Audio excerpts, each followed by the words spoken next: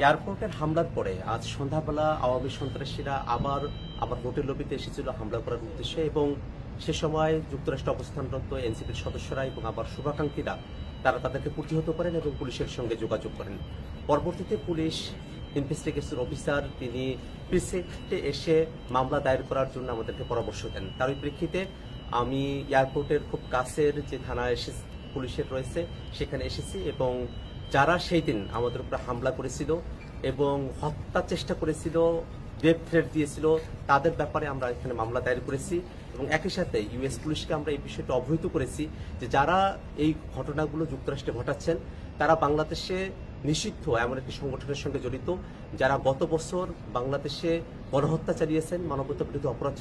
চালিয়েছেন এবং ইউএনের যে রিপোর্ট সে ব্যাপারে আমরা তাদেরকে অবহিত করেছি। আমরা মনে করি যে আওয়ামী সন্ত্রাসীরা তারা দেশে হোক দেশের বাইরে যেখানেই হোক আমরা তাদের ব্যাপারে আইনগতভাবে যে প্রতিকারের ব্যবস্থা সেটা আমরা গ্রহণ করব এবং আমরা এই কথা বিশ্বাস করি যে আওয়ামী সন্ত্রাসীরা তারা যত ধরনের অপরাধ করেছেন সেই অপরাধগুলোকে আইনগতভাবেই নিষ্পত্তি করা সম্ভব এবং আওয়ামী লীগ তার সন্ত্রাস নিয়ে বাংলাদেশে আর ফিরে আসার সুযোগ পাবে না।